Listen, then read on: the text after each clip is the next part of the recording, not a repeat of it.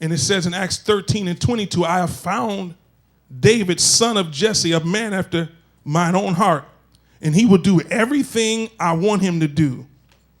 As I was studying, I believe the key of David is essential to the heart of David. God calls him a man after his own heart.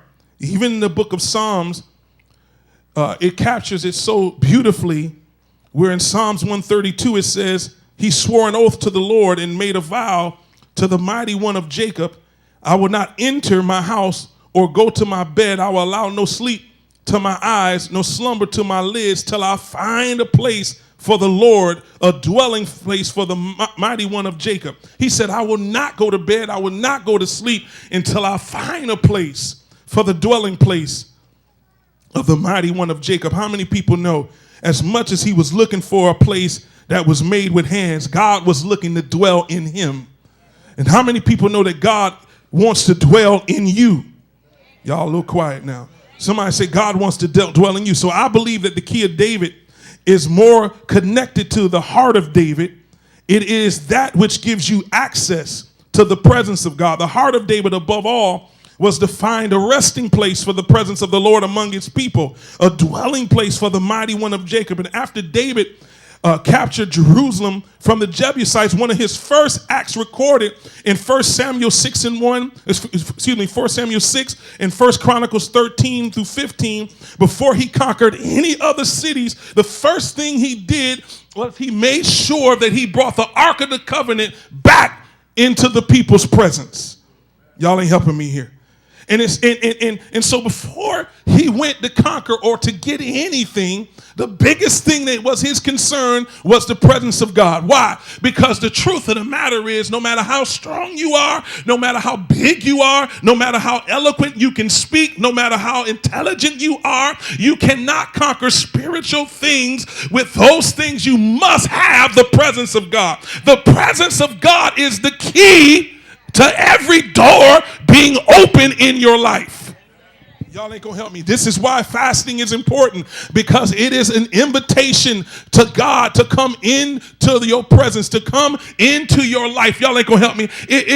We think it's a time of manipulation. Most people do it because they want something as far as things externally. But how many people in here, just in the last week or two, you've experienced God in a way you've never experienced him before, or you are experiencing a revival within your heart like never before? Oh yeah, what you are doing is you are experiencing the presence of God, which is provoking such freedoms that you haven't experienced in a while, or you haven't experienced before. And that's why it is warfare. Think about this. You can go on a diet, and there are people in here. I got a friend, he did a 90-day diet, and he lost 30 pounds in 90 days. Y'all ain't gonna help me. And we was just talking about, he lives in Hawaii. We were talking about it the other day. He's been fasting as well. He said, Rod, this is crazy. My church is on the Daniel fast, and I lost 30 pounds in 90 days. I never got off track of my diet, but it seemed like since I've been fasting and I'm eating more now than when I was dieting, I'm having a harder time being focused.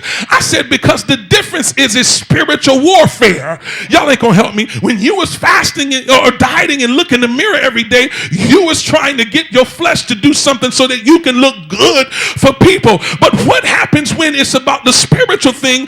Nobody can see the spirit, but they can see the glory after you've been in his presence. Am I talking to the right people? And that's why it's a fight. Satan understands that there is getting ready to be the transferring of a key.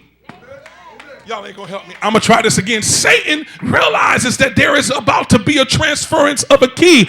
And this is a key, y'all ain't paying attention, that will open doors that no man can shut and shut doors that no man can open. And trust me, Satan does not want you having access to this key, because it will mean that everything that he has tried to deny you or hold back from you, he cannot do no more. That's why if you've been fasting and if you've been praising and praying and seeking God, I want you to understand that you have been receiving something that you didn't understand, but it is the presence of God which opens up every door. How do you know it? The Bible declares, where the Spirit of the Lord is, there is liberty.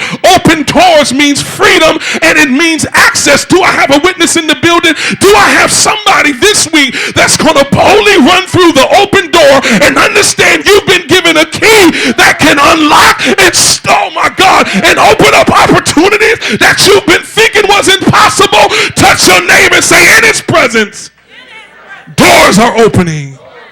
I want you to go touch somebody and say, doors are opening for you. Doors are opening for you. Doors are opening for you. Say, run through the open door.